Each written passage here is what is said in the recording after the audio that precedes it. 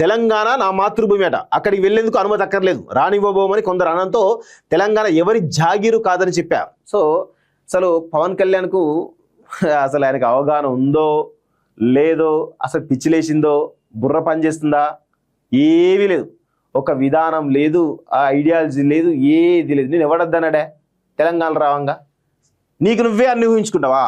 ఇప్పుడు పృథ్వీరాజ్ అన్న మాట్లాడిండు, నీకు మీ పిల్ల సైనికులు చేస్తున్నటువంటి దుష్ప్రచారాన్ని, ఆ గలీజ్ మాటలను మీ తల్లిలో, మీ చెల్లిలో, మీ ఇంట్లో కుటుంబ సభ్యులో ఇంటే ఎట్లుంటుందని చెప్పేసి మాట్లాడి దాన్ని కూడా మీరు మార్చి ఇష్టం వచ్చినట్టు బిహేవ్ చేస్తూ ఉన్నారు. అసలు నిన్ను ఎవరు రావద్దు అన్నాడు? తెలంగాణకి ఎవరు రావద్దన్నా? ఇన్ని రోజులుగా వస్తలేవా? ప్రతి వీకెండ్ వస్తున్నావు పోతున్నావు, నిన్న వాడు వద్దన్నాడా? ప్రతి వీకెండ్ వచ్చి ఇక్కడ నీ ఫామ్ హౌస్లో అక్కడిక్కడ అన్ని రకాల అవసరాల కోసం ఇక్కడ ఉంటూనే ఉంటాం. నీ ఆస్తులను ఇక్కడే ఉన్నాయి. నీ ఆస్తుల మీద ఇప్పుడు దాడి జరిగిందా? ఏం మాట్లాడుతున్నావు? కనీసం అవగాహన నుండి మాట్లాడుతున్నావా? ఏమనంటే కాంగ్రెస్ మీద రేవంత్ రెడ్డి ప్రేమ అంటావు, కాంగ్రెస్నే తిడుతూ ఉంటావు. తిడితే రేవంత్ రెడ్డి కూడా తిట్టి, ముఖ్యమంత్రి రేవంత్ రెడ్డి కదా, తిట్టు దమ్ముంటే అది మాత్రం చేత కాదు. ఎందుకంటే మళ్ళీ నీ కోడి చేరు కథం అవుతుంది కదా. ఏమనంటేనే కోడి చేరు కథం అవుతుంది కాబట్టి ఏమనలేకపోతున్నావు రేవంత్ రెడ్డిని. నాకు రేవంత్ రెడ్డి అంటే గౌరవం ప్రేమ అంటావు, కేటీఆర్ అంటే గౌరవం ప్రేమ అంటావు. మరి ఎవడు నిన్ను అడ్డుకున్నాడు? ఎవడు అడ్డుకోలే నిన్ను? నువ్వు సమాధానం చెప్పని చెప్పేసి అన్నారు, సమాధానం చెప్పిర్రా, దానికి ఏమన్నా ఎవడు అడ్డుకున్నాడు? నువ్వు మీ పిల్ల సైనికులు చిల్లరగాలు చేసేటువంటి చేష్టల వల్ల ఈరోజు పర్మిషన్ పోయింది. చక్కగా పర్మిషన్. ఇప్పుడు నువ్వు కొండగట్టుకు పోయినావు, కొండగట్ల ఈ ప్రతి రెచ్చగొట్టు పోయినావా? ఒక ప్లాన్, ఒక టెంపుల్ డెవలప్మెంట్ కోసం వచ్చినాం, దానికి సంబంధించి స్వాగతించరు, ప్రోటోకాల్ ఇచ్చారు. ఇప్పుడు నువ్వు విద్వేషాలు రెచ్చగొట్టి దానికి ముందు ఒక హంగామా క్రియేట్ చేసి ఏదో అయిపోయింది ఇక మొత్తం పెడదాం, ఇప్పుడు మొత్తం అది చేద్దాం అనుకుంటే పర్మిషన్ పోయింది. గొడవలు అయితే కదా. ఫస్ట్ నువ్వు నీ యొక్క mind set మార్చుకోవా Pawan Kalyan.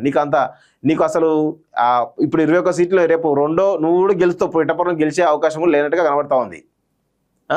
Same మళ్ళీ పిఠాపురం పోటీ చేయాలి, నువ్వు చేస్తావా? చేయవు.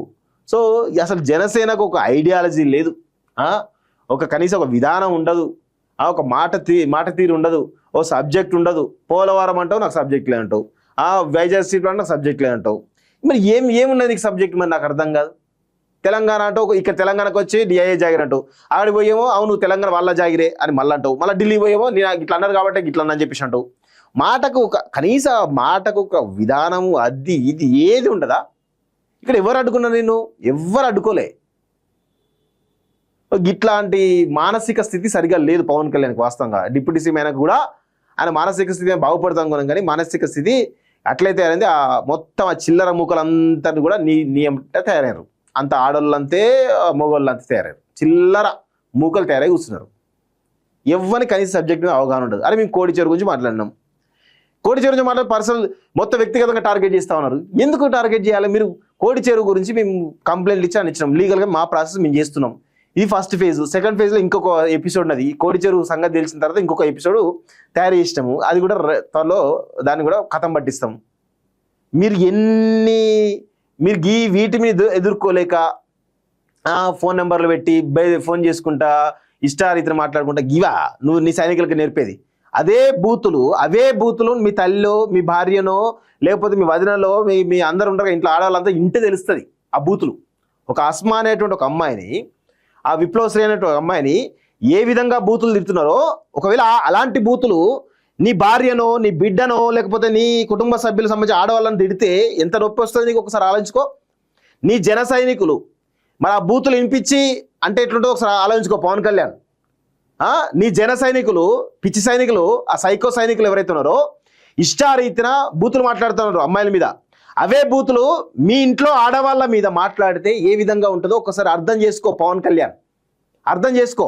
అవే బూతులు ఒకవేళ మీ ఇంట్లో వాళ్ళని తిడితే నీకు బిడ్డున్నది, నీకు భార్య ఉన్నది, నీకు వదిన ఉన్నది, నీకు అన్న పిల్లలు ఉన్నారు, అన్న వాళ్ళ పాపలు ఉన్నారు కదా, అందరు మనవరాలు ఉన్నారు, ఇంతమంది ఉన్నారు కదా ఆడవాళ్ళే.